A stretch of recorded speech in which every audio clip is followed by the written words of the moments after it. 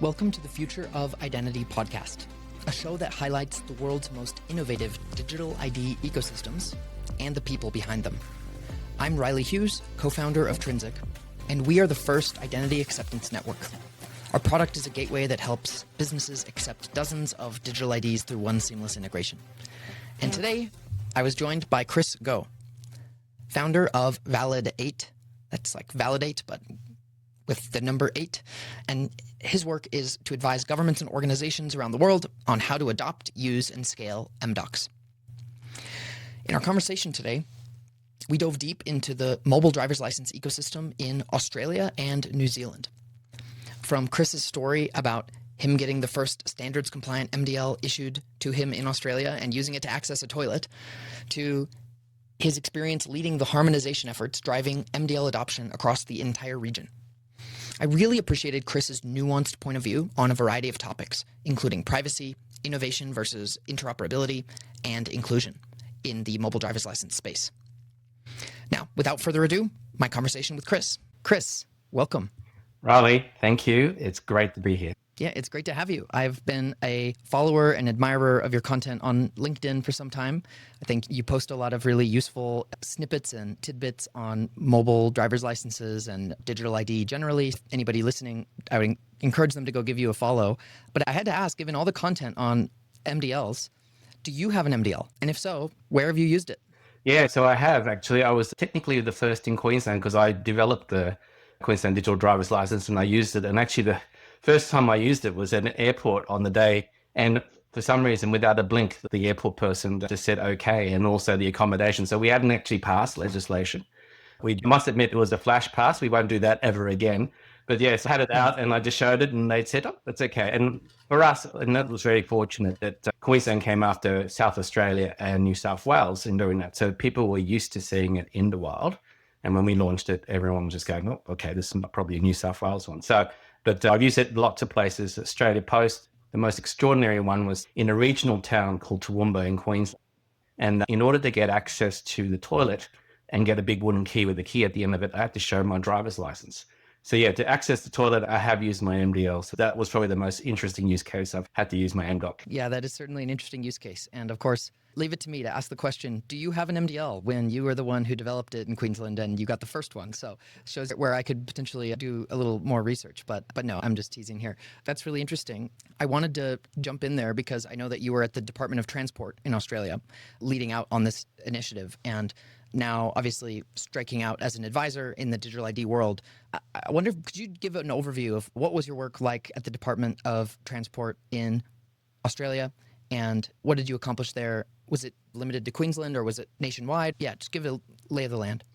Yeah, so I started in Transport Main Roads, actually, of all things, in head of discipline for cyber and HR and a whole bunch of other things, architecture as well. So I transitioned very quickly because we had to replace what we call our registration and licensing system and modernize it. So then they said, could you modernize it? It was a significant project. It had more than 135 applications internally using this source of truth. And it counts for a lot of the department's revenue. So about 2.4 billion in just revenue for registrations alone. So it was quite huge in that. And what we were trying to do at the time was uncouple that and stagger the iteration of the development of the platform. We were lucky that it was in a modular build and we were trying to exit in a modular way so that we didn't put all the eggs in one basket. And the first aspect of that was the customer management component of that. How do we manage the customer? And do we do a traditional CMS, customer management system, or what have you? We're breaking the financial components out. And again, we reviewed how do we uncouple it? And then we realized that a lot of the single sign-on capability we had also need to upgrade. And we realized this was a really good opportunity to have some sort of digital driver's license. And that's where that journey really began to do that. And that was coincidental because at the time, AMVA, Austroads and eReg held their first global summit in 2018 down in Melbourne. My director general, a wonderful man called Neil Scales, rang me up and said, you need to be down there. And at that stage, I had no idea what MDL mDoc was. And then not long after that, I came back to my team and said, we're going down mDoc path. So we had actually tried blockchains, Hyperledgers, we'd done proof of concepts and we would do that. And I saw that. And then I also went to Nebraska, I think the following year in 2019, and saw a test event. And I saw the end-to-end capabilities. And then I just said, well, okay, that's pretty straightforward. Let's go down that path. And so then we went down that journey. After that too, I think in 2022, I was asked then to lead that nationally. So worked with Austroads to be the national harmonization lead for Australia. And in June in 2024, we got agreement from all states and territories to adopt the mDoc formats for MDLs and photo ID. So for me, that's been a huge journey to get there. But I have to thank my colleagues across states and territories and New Zealand, by the way. So got there because of their efforts to, I suppose, modernize an approach. And again, not just about mobile driver's license. We understood, like many other people, that the driver's license, the humble driver's license, had become a form of identity in the community, a trusted form. And what we wanted to do was enable that capability well beyond the driver's license. Just an interesting stat for you before I finish that. When we did the mobile driver's license trials, we discovered that it was 50 times to 1 that a driver's license was used for other things than validating that you were competent to drive. So the primary use of a driver's license. So 50 times it was used for other things before you actually got a check by the police or the licensing authority. So for us, that was a good wake-up call to understand why we needed to make sure that this was in digital form, because we also understood it enabled a lot of ongoing digital services. And that was the primary means by which we transition and encourage all of Australia, states and territories, and also New Zealand to go that way. And I have to say that, yeah, it's come a long way, but Yeah. So that's an awesome overview. Exactly what I was looking for. And there's a few areas I want to double click on there. I want to ask about digital identity generally and where mobile driver's license fits within that. But I'm going to park that for a second. And it was interesting that you had started off, like you say, with blockchains and Hyperledger and different things like this. What was it about the event you attended that convinced you that mDoc was the way to go? I think a lot of folks certainly today are adopting this same format, particularly because others are adopting it. And so it's a self-perpetuating thing. But I think when a lot of technologists especially look at this from first principles, they get excited about other formats that have all kinds of bells and whistles, or they enable more complete privacy protections around the presentation of a digital ID. So I'm curious, what was it about the mDoc format that caused you to end up going in that direction? Well, I think there were 3 primary reasons that drove that. I think the first one was, so when we did Hyperledger and blockchains, when we worked with one vendor, maybe up to 2, we had really good interoperability. You can implement it without a doubt in any of those protocols, right? Web3 too, we were interested in the trials in Europe also around that Web3 type stuff. So within the stack, it worked really, really well.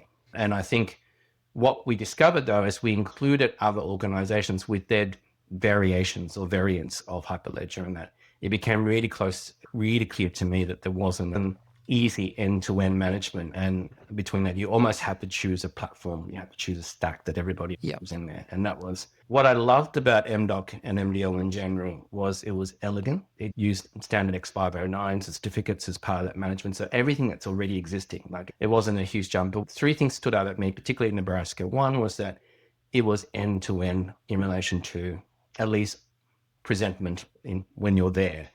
And there was the vision of having that online. And I think that was the big challenge for us. I think a lot of people now, maybe it might not have happened, but was trying to solve the online first.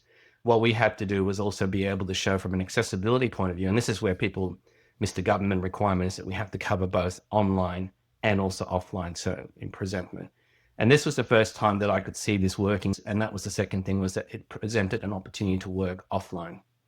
We have regional and rural remote. We have a large Indigenous population. At the time we still do have black spots, and we needed a capability to work offline. And that was from a channel point of view, we needed to have no channel left unturned. And that was probably the first selling point of mDoc, is that it could work offline. All the others required online all the time. Second was the gymnastics simulation stack. We could see end to end. The vision of it was from pre-auth and enrollment all the way up to revocation. And I hadn't seen that level of capability as part of that process. The other thing that also was really challenging at the time was selective disclosure. And they adopted ICAO 9303, which is also what SD has done as well, is adopt the same format. But what was really good in relation to that privacy preserving for me around that selective disclosure was that for the first time, I could see that we could use it for other identity stuff besides driver's license. Because in a driver's license, you pretty much, from a regulatory point of view, you have to hand over everything to police. But we needed a way to do that. And that was very hard, actually, in those years. It's better now with Hyperledger because you either got the public side or the private side of the blockchain or ledger. Public, everyone sees, and the other side, nobody sees. And now there are selective disclosure methods, and they're not consistent, but they are in those technologies. But back then, this was really important because a demerit point. You don't want that on the public side, but you want police to access it, right? So that was a really critical thing. So again, to iterate, we saw this offline online capability. We saw this end-to-end interoperability, particularly around that accessibility component, both online and offline. And then third, in relation to selective disclosure, it done all the right work to get us there. And again, seeing that in the flesh and seeing people work that out and validate that was really, really impressive when I first went and saw it in Nebraska. It's interesting that you mentioned because back in the 2018, 19, 20 timeframe, Trinsic was a vendor within the Hyperledger world, right? And I saw what you're describing, this fragmentation take place where there were different variants of everything, right? And different DID methods and different signature schemes and different credential types and different variants of all this stuff.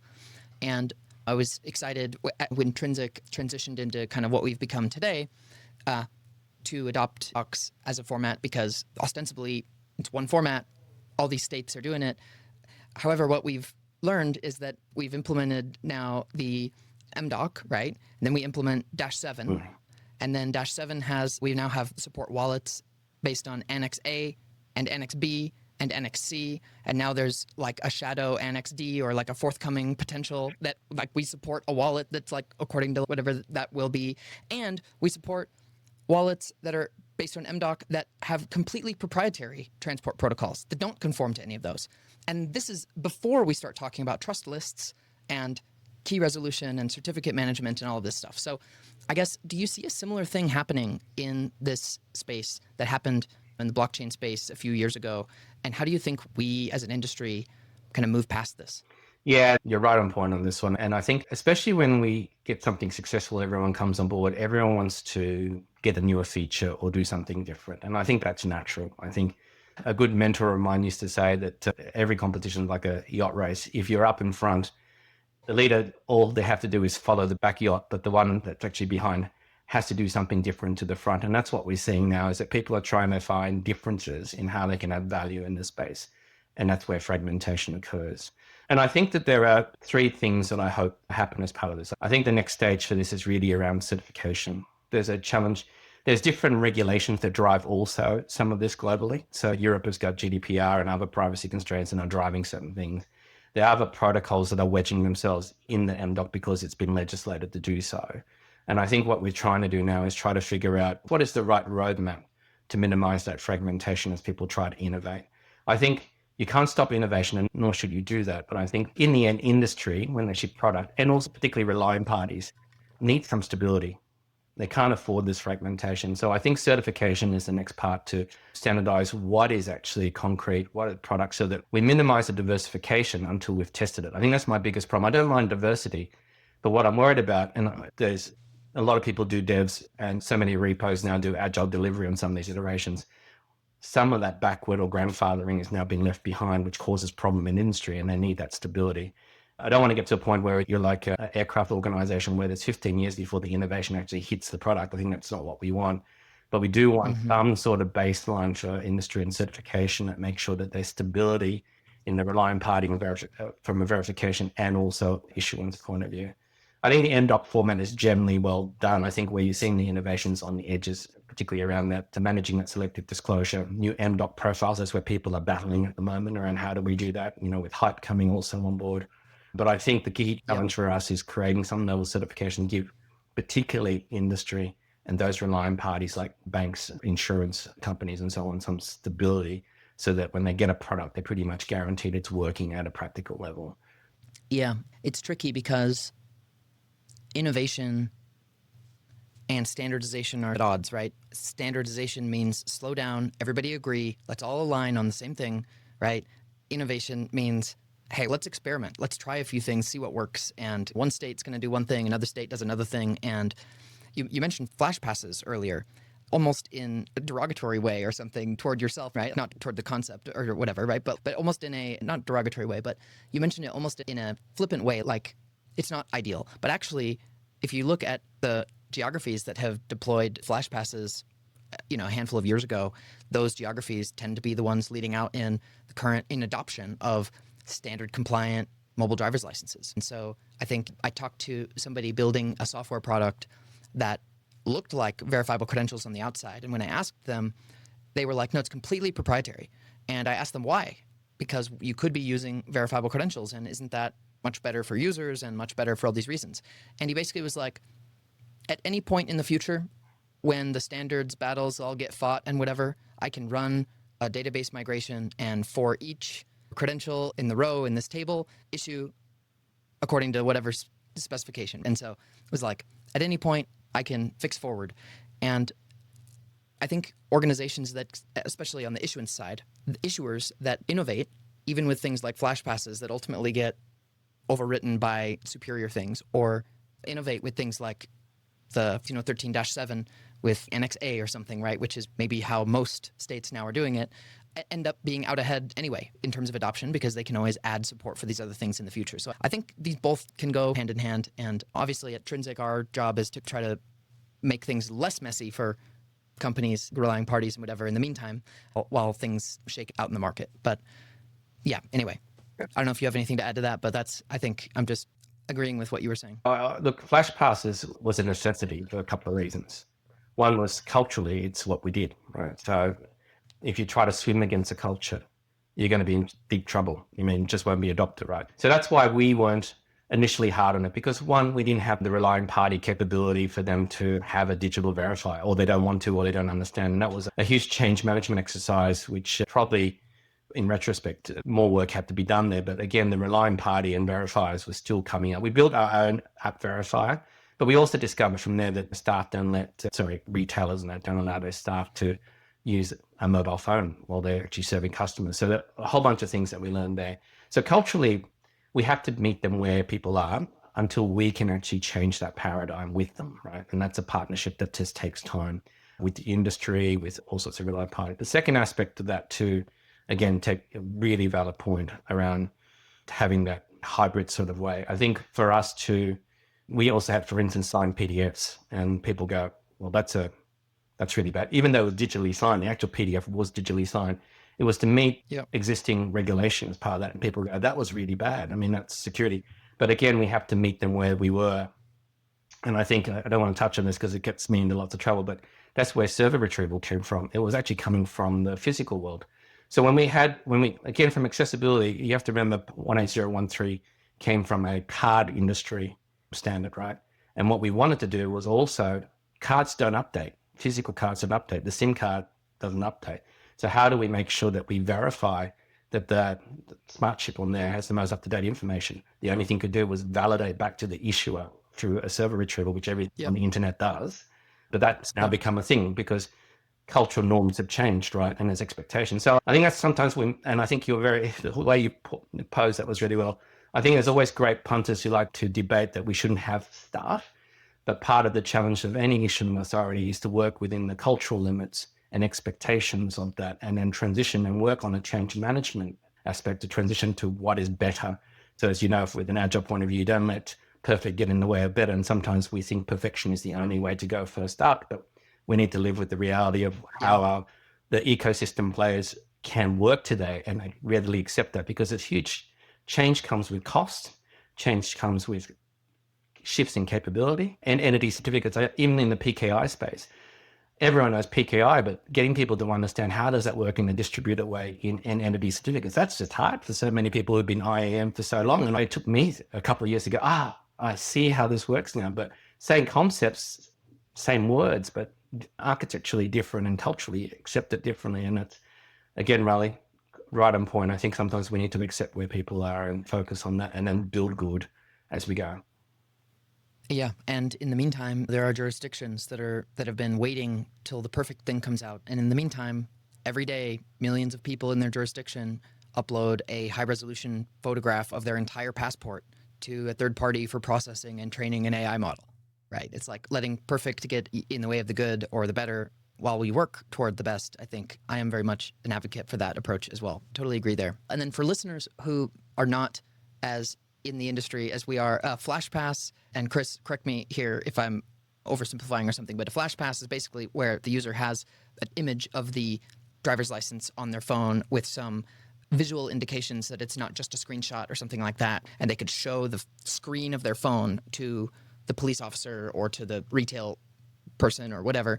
And the police officer or whatever can see that this is a legit image and not just a screenshot or something like that, as opposed to something where you can digitally verify it with another device like a phone or a reader or something like that, right? And server retrieval is a lot of digital credentials can just be verified independently by a reader in a self-contained way, and they don't need to go to the DMV whether this credential is still valid or not, because the credential itself contains all the information required for the reader to validate that, provided that the reader has some cryptographic material or whatever that it can use to validate that stuff. And so server retrieval is where the reader does go back to the issuing authority to check, and that has privacy implications. Obviously, the question being, do you want your government to know every time you go to the bar or every time you prove your age for some reason or whatever the case may be? Is that any other jargon that we've used, Chris, that you think we should clarify here while we're at it? No, I think you covered that well. I think you covered it well. The only thing I'd say with server retrieval is that if you are using a single sign-on platform, an SSO platform today with the username and password, you're doing server retrieval, right? Because you're going back to the RDP as you're authenticating, right? So this is, I just want to highlight, this is not something that we haven't done before, but there is new expectations of how we should do it, and agree with you. Even though there's clear, NXE is very clear around how not to do tracing, there's always the fear that someone will switch on something to track and trace. And I think that's the challenge that we have, is to figure out from a risk-based approach, how do we mitigate that if we want to use it? But I also know that some of that's actually quite useful use cases. So I know mDocs in a medical environment are very useful in containing that ecosystem, where if you're doing meds management, for instance, meds management is life or death, right? And you want to get the most up-to-date information. You want to serve a retrieval where that last piece of thing is, because it's not sitting on the phone. And so sometimes I think there's a battle to understand identity and credentials and the value proposition. Identity, I agree, should generally not be known who you are, whatever, and you should have the right to forget. But I think people forget credentials actually come from a government regulated environment, where the initial reason why a credential was issued was about keeping people safe. That's really what the driver is. You know, are you safe to drive? Are you safe to work on a work site? Are you safe to do this, safe to do that? Is what a credential is, right?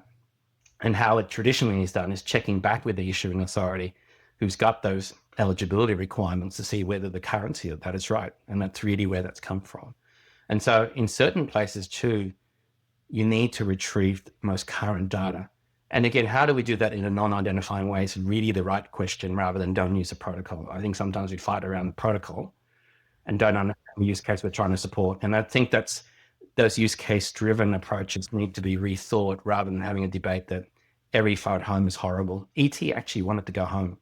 Just say, Yeah. I'm sorry. Well, it's really easy on social media to lose nuance and point to a specific thing, right? We see this all the time, regardless of whether it's in a professional life or personal life or political life or whatever, right? It's always the quick sound bites always are easy to glom onto. And I've seen this recently with the UK digital ID stuff, right? And it's just like people saying, oh, digital ID is this yada, yada, yada. And it's digital ID could be a lot of things. Digital ID could be really bad. You're right. But it also could be really good. I think we just lose a lot of nuance when we just talk about it in generalities. And I think what you're saying makes a lot of sense. Look at the use case. If you can do it without phoning home to the issuer, it seems like a good idea, especially when it's something sensitive, like potentially government related. If the government's the issuer, it's different than if I choose to have a Google account or something like that. I don't choose my government, and maybe I do, maybe I can move somewhere. But generally speaking, there's different expectations around some of these things. But if the use case, if it's useful for it or something like that, and it fits the purpose of what is being done, then yeah, we should bring the best technologies to bear to solve the problem people have. So yeah, fully aligned with you there. I want to go back to that topic that I tabled earlier in the conversation about digital ID generally. When you were a part of so there's a few things that I want to touch on here. When you were at the Department of Transport and Roads in Australia, and you were tackling digital driver's licenses, right? This came up as, okay, we've got to modernize licensing for drivers, and we're going to make this digital. And we know that people use their driver's license 50 times more than they use, they use their driver's license for identification 50 times more than they use it for proving driving eligibility or something. So you know that you're doing a digital ID here. Does this need to be like a top-down thing from like the highest levels of government or legislatively driven or something like that? Does it need to be statutory in that way? Or was it more of a bottoms-up kind of thing where we're doing physical IDs, let's also do digital IDs, and it was viewed as more of a continuation of the existing mandate? Does that make sense? Yeah, absolutely. So we tackled it both top down and bottom up. So we'll just talk about that. So from a legislation, it was actually very simple for us. Some people say we have to rewrite whole legislation, but we had a really smart person who said, all we really need to do is change one paragraph here and one paragraph there. And so he said, let's just change it so that every time we say that it points to a driver's license, we said that the driver's license is also equivalent to a digital one. And that was the one change there. And the only other change that we made was that when we looked at the Police Act was you could confiscate a driver's license, but did you want to confiscate a phone from a 17-year-old who tried to use a fake ID? Probably not. So again, we changed that paragraph there around confiscation of a device if it's fraudulent ID. So I think it was those two things that sort of like, we took a very practical approach that we understood that people were, when you're working in a department, everyone wants to peg you in a box, and rightly so, because you have an act that says you can only work within this realm. And so our own ability to act outside of that, and I was also at a national level, I was always pegged saying, Chris, don't walk outside, transport issued credentials. Even the ID, that was more the containerized, we wanted to do a lot more high level and use cases, but by just government structure and regulation, we were forced within a box. And we have to play within that. And that's why I feel very liberated now walking outside the government that shows lots of use cases. But we did a strategic one to go, how can we enable that for other credentials? What's the return on investment for those? And how do we keep people safe? How does this improve safety? And also, we put the head of security, I did the head of discipline for the Commonwealth Games. How do we improve it from where we traditionally pay around security checkpoints and everything like that? How do we strengthen that so that we can support that? So that was top down and strategic from that point of view. And what was the legislation and regulatory change that we need to do to be able to switch it and accept it on? And we also worked with the industry and peak bodies. We worked with Justice of the Peace that acted as a proxy authority in Australia to sign off on mortgage documents and stuff like that. How can they accept that? So we looked at the major touch points in industry, Hoteliers Association in hotels. We looked at rental cars and all those traditional spaces where the driver's license was accepted, banking from a KYC, AML, CTF point of view. How do we switch that on? So again, we tried to do that. But I think one of our biggest challenges, and still is today, is the lack of understanding on the versatility of a credential and the identity versus the identity proper in relation to what people think of in relation to a single sign-on. People think a proper identity is a username and password, and they don't understand this passwordless technology that's token-based. And that's still the challenge today, I think, in some of that stuff. And we have to work bottom up to educate as well. So at the top down, from an outcome point of view, we could communicate that really well, but we then had bottom up work with the technologist to go, you don't need to provide all your attributes when you log in. You don't need to do all that sort of stuff. The biometric pinning as part of the binding is sufficient for the LOA. And this is part of the challenge also with the existing identity legislation, is that it was built around a centralized, I know stuff kind of thing and onboarding, and I won't pass the token except within an accredited token. So the trust is machine to machine, not entity to entity. And it's a very hard concept for traditional IAM people, the tradition. And we need to do a bottom-up architectural approach to sort of get there. We sort of got there in some cases. The states and territories who understood this understood and was willing to accept that. But I have to say that the challenges to remain, particularly in Australia, around that single sign-on. And like you've got your equivalent in login.gov, I think, from a US point of view. The UK is obviously struggling with that at the moment and these technologies.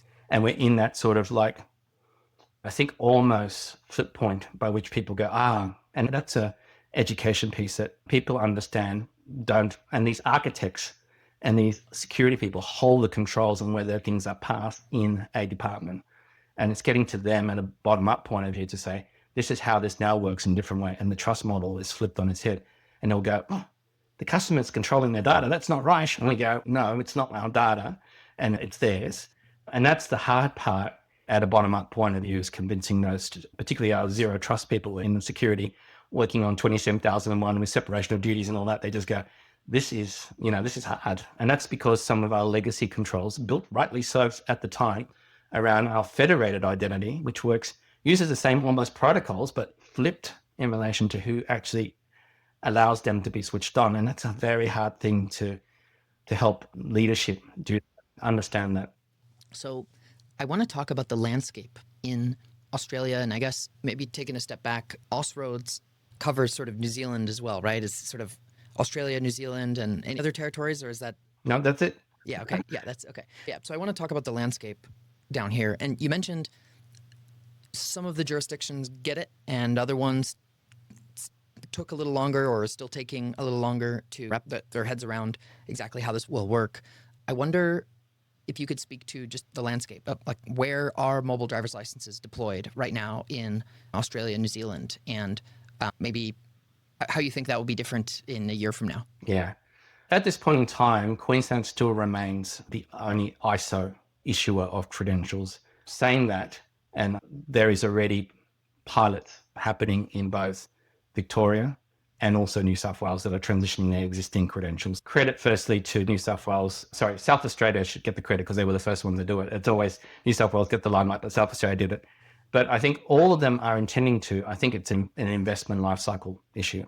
All of us, it's a very tight fiscal season for all governments across Australia and New Zealand, and it's about getting an investment because they've invested in a roadmap and now they need to flip it in relation to do that. So is it safe to say that there's maybe a handful of states, South Australia, New South Wales, Victoria, et cetera, that have invested in a digital driver's license, right, of using technologies that are different than the MDL, mobile driver's license technology, which is standardized at ISO, right? Could you break that down for people who maybe are under the impression like, oh, Australia's got all these different 4 or 5 states issuing digital driver's licenses. Great. And what does that practically mean for somebody who's looking to accept digital IDs, that these are using different technologies?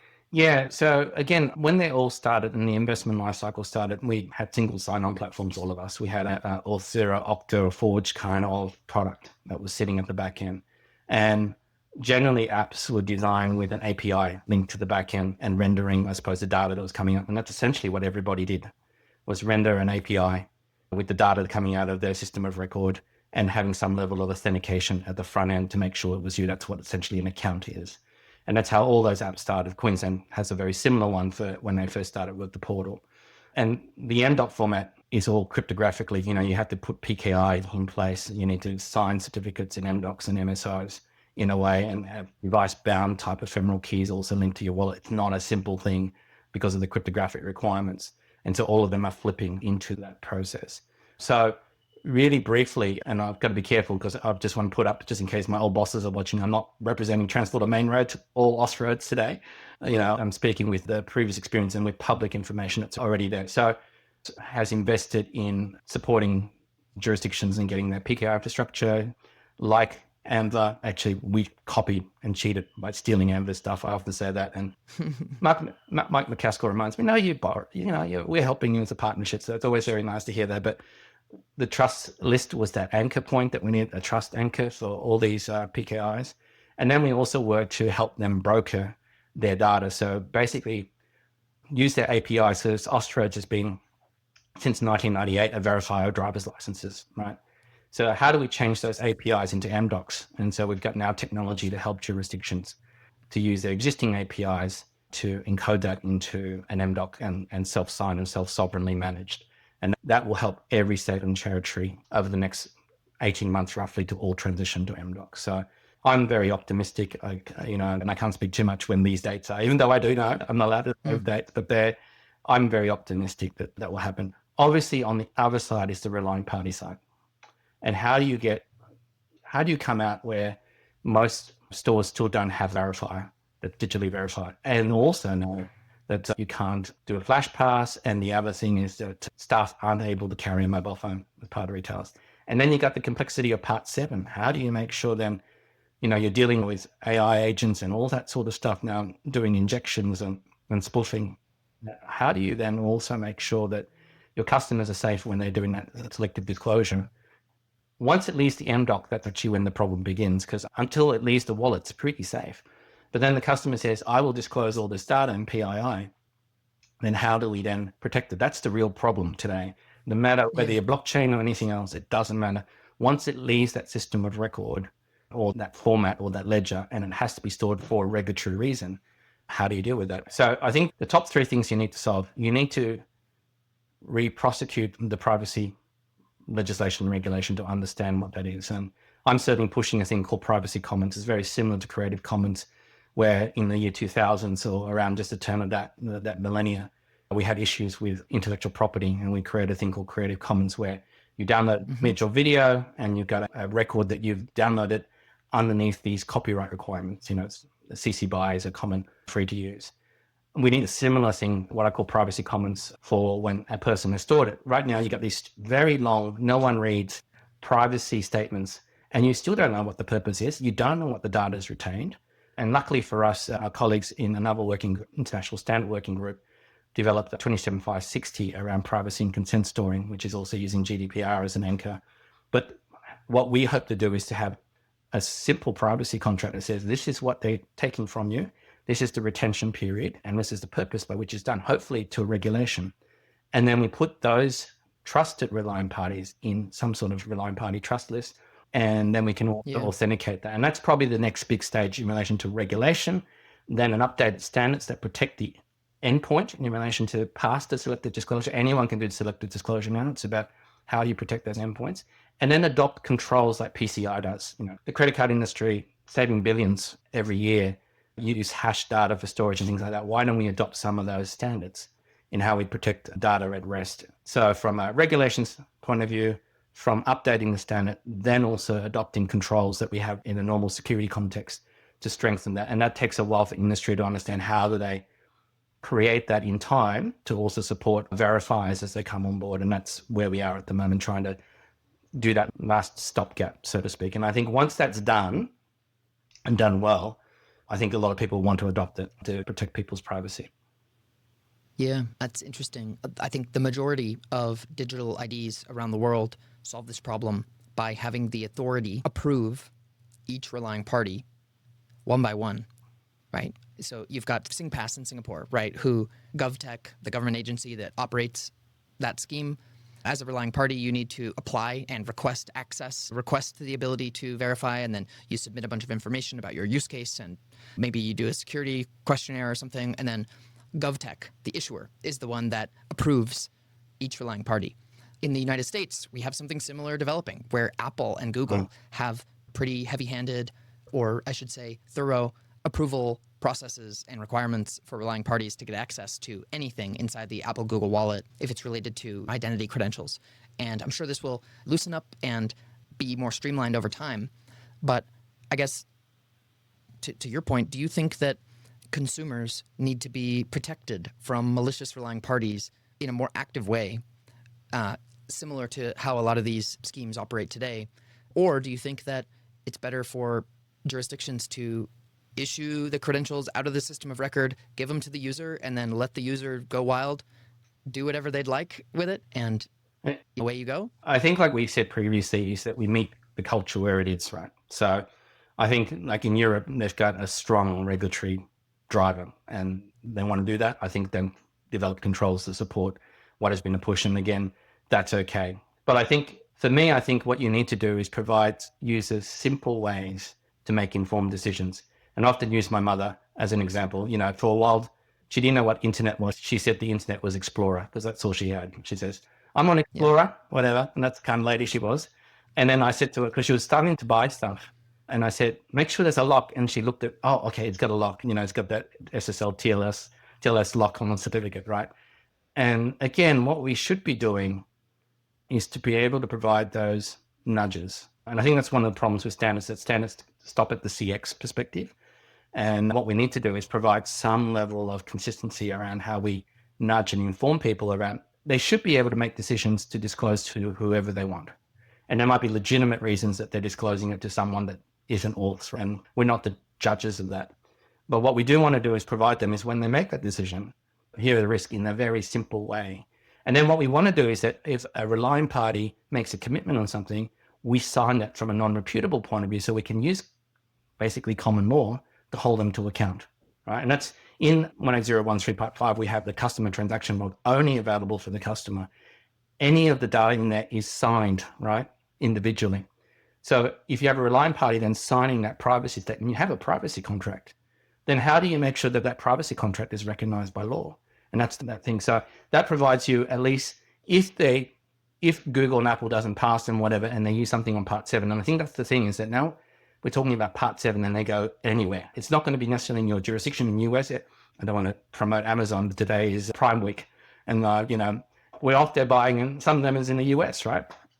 So they won't be covered by that. They want to buy something from the US, right? Would make an informed decision. But then if Amazon provides a privacy statement and says, yes, this is the purpose, this is how long I'm going to retain it, whatever, and you have a transaction log, we can make that non-reputable. And if we can recognize through common law that that's actually a privacy contract, then there's a level of protection, a minimum level of protection. I'm not saying this will cover everybody, a minimum protection for everybody who trans do that. And then we can give them a bit of a lock. If they've done a privacy contract, we can do some sort of reader auth or relying party auth. They get a lock that says to customers, at least you've got a privacy contract as part of this. Yeah, it's going to be really interesting to see how it plays out. Obviously, the web era has led to this open system, right, where consumers can go to any website they want. And the mobile era led out with the App Store-based model, where Apple and Google provided that layer of protection and were the, for lack of a better term, gatekeeper of whatever goes into this, the apps that consumers can choose to engage with. And I think it's probably safe to say that there's been a lot of fraud online, right, on the web. And I think the consumer protection piece is probably pretty real. On the other hand, there's a non-trivial tax on innovation and on consumer choice when the options are limited to just what's there in the App Store. And so it's a really interesting dynamic. I really wonder how this will play out in the space. Do you think, on this vein, do you think that, and of course I'm just asking this not as a former government representative, but just as another fellow in the ecosystem here, how do you think the wallet landscape will play out? Is it going to be that jurisdictions all over the world will just rely on the mobile phone to provide the wallet and basically be at the whim of those mobile wallet operators for all the relying party adoption and activation and all of that? Or do you think it will be a little more decentralized and, dare I say, fragmented or something, with lots of wallets out there? And I guess, how do you think that will play out if we look 3 years in the future? I think that, especially for credentials and digital credentials that are regulated, we're always wanting national interoperability, and if possible, and not always, some level of international interoperability. So I think that sort of drives the lack of schisms. And that's why you see AMBA, ERAGE / European Commission / Austroads driving some level of conformity. And that's really important. I think from a wallet perspective, I look at it like Word, MS Word. There will be parties that dominate the main functionality, but there will be always wallets. And this is really where I said, some people ask me from a wallet point of view, is it worth investing in building a wallet today? And I said, yes, but just understand you need to specialize as that whole yacht race. You're going to need to do something different from that front runner. You need to add value. And there is lots of value to add. Lifecycle management of a credential is not easy, and it needs to be done. Most of the top ones just do verification. They add other things, and they have obviously links back to widgets, and that provides them sort of like allowing their partners to add value. And that's really useful. But also, we want to manage demerit points. We want to manage a user experience within a life cycle of a particular thing. And that's not easy to do. And we haven't even come to delegated authority. There are other things that are still to build out in this space. Delegated authority, I think, is the next holy grail as part of this. I often think about this whole age 18 plus sort of situation is, where is the parent in this? Why can't a parent delegate their child a token? Why does the government need to delegate them at 18 plus? Why can't a parent who's their guardian say, you're okay to use YouTube between this time when I'm supervising you? Why is it a total ban? Let alone with AI agents. That's right. You know, who we may want to do things on our behalf. Yeah, that's right. And that's really critical. And I think you're spot on with AI agents. That's kind of, we want to automate stuff, and we don't want barriers to automation, right? So how do we do that in a privacy preserving, supporting that innovation? And I think at the moment, these things I've been in government, I've been 30 years in government, and these are pendulums that I always see back and forth. There'll be all this restriction because everyone doesn't know what it is, like the normal firewall manager that says, let's shut down all the ports, port 80, port 25, let's kill all of them, and then figure out who yells and we'll switch it on. That's what we're seeing at the moment. I don't understand. AI is going to kill us. Quantum bots are going to just destroy us. Or let's just shut everything down. I think that's a normal human reaction. And then there'll be hopefully a nuanced conversation that comes out and go, no, we need to make sure that we provide some capability for humans to make mature decisions around certain things. And so it's not absolute. But we're seeing a reaction today, and that's rightly because we don't understand it, the speed of it. ChatGPT wasn't around 5 years ago, right? Yeah, or even like 3 or something, right? I mean, it's crazy. I use ChatGPT more than I use Google now. It's a different world. I didn't know. My mother says, I didn't know I needed TV. And now I'm saying, I didn't know that I needed Netflix, 5 years ago. These are wants change, and then our desires, and then the technology naturally now innovates faster than we can understand or regulate. And so there's a natural, what we're seeing now is a bit of whiplash in some sort of realization. And hopefully once we've had that whiplash, we can have some nuanced conversations. And I hope that happens. I understand what's happening now and how we react as humans, but what we need to do now is go, well, let's go back to use cases. Can a parent allow their child access, science journals or something like that in the channel? They should be able to, right? There's good content and different things, but I understand why we're reacting where we are, because we're trying to put a brake on something that we're seeing clearly there's an accident about to happen. We just don't understand it, and that we assume that we're already in the accident. And so we're doing that. And it's about having really nuanced, complicated questions and answers that are not thrown in a public space where emotions run riot, where we can have really good policy discussions that go, how do we nuance this to get the best outcome as part of this process? Yeah. And it never happens. Those sorts of policy discussions don't happen well on social media. I want to give you an opportunity to break down your work now and how you work with jurisdictions and private sector. But before we do that, I just want to ask, we have a lot of international listeners. We have, if you look at the distribution of the people who listen, there's quite a lot in Europe, there's quite a lot in North America, and then there's people from all over the world that listen to the podcast to try to understand how digital ID ecosystems are evolving in different parts of the world. What would you have international listeners know about Australia or about the Australia-New Zealand ecosystem and how that's evolving? And what do you think listeners should take away or understand about that? Yeah, so Australia, please come. We'd love to have you. What do people think that we do? We put shrimps on the barbie. So if you come, we'll put a shrimp on the barbie for you. What I love about Australia is that they're willing to have a go, and it is a common slang. Right. We love to have a go at stuff. And that's why we were early adopters of Tap to Go. We are the inventors of Wi-Fi. I remember working with a company called Radiata, who was a subsidiary in Macquarie Park to CSIRO, and that's how Wi-Fi was formed. They love innovation and they love to try new things. And I think that's a really important part of the culture. We've got some extraordinary people who just want to get the right outcomes for customers and try to balance. We try to have a fair balance between a regulatory and government-centered driven approach to more of a, we need to also trust our people and make sure it's modified. I think that's you can have those conversations well and nuanced well in Australia. I go to different parts and the posturing is much stronger. And certainly, but I think Australia will provide you within the next 18 months a really good place to try any of the MDL, mDoc products, because it will be there. The trust list will be there. A whole bunch of stuff will be there and the ecosystem's there. And I know that there are lots of jurisdictions, without naming them, that just can't wait for this to support and enable a whole bunch of services. I'm really passionate too, so from a social point of view. So I do homeless ministry, and I know that I need to get rid of address as a mandatory requirement because I need these guys to get services, but they can't because underneath KYC, they have a blasted mandatory requirement called an address and they don't have it, right? So, and this is the dual role I was talking to you about credentials. We have, on one hand, everyone deserves the right to be forgotten. But on the other hand, the credential also we have a duty also not to forget certain use cases and support them. Yeah. And how you balance that is really critical with a credential. So it's great you have an identity argument that says you should never be tracked. I think that's fine for an identity argument. But for a credential one, it's more nuanced because you're doing that to help people and keep them safe. And I think you can have that in Australia. You can have that discussion with that. And I think that's why, and New Zealand's the same way. They've got their verifier. This is Kiwi, right? The first thing they bring out is not a wallet. It's how to accept everybody else, right? I think that's just beautiful. I love New Zealanders. Everyone else is saying, I want to come up first with my wallet and my issuing fund. And New Zealand goes, no, we want to be accepting and we want to accept other people. And they build the verifier first. So I just love New Zealand. So these two countries, I think, I'm biased, obviously, I'm close to my heart. But I think you'll find that relying party community that's just itching to do this and itching to get into this space. And I know a lot of proof of concepts that are happening, and they would love your experience if you have it here. So please come, please have that nuanced conversation, and we'd love to see how we can collaborate and partner with you. And that's just not me. That's, I think, all states and territories I've worked with now. I've worked in every state and territory, and the feeling's pretty much the same. There's good leadership in all of them driving this forward.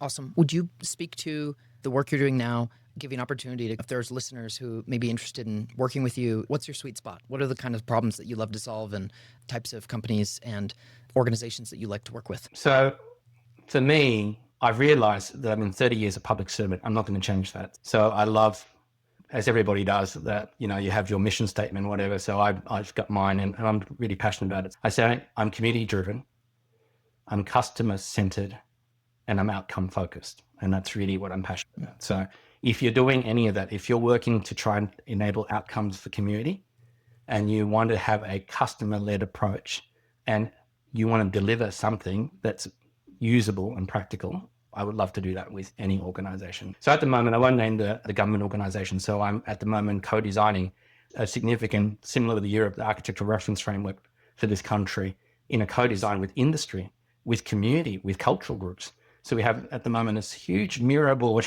and I don't know what I got myself into as part of co-design, but there's a lot of, and I love that. I love a boiler of people who just want to get outcomes. And oddly, what you find is, if they have their say, they will coalesce in relation to delivering outcomes, and it's just about that. So my primary role is really facilitating that with the nuancing on what is practical.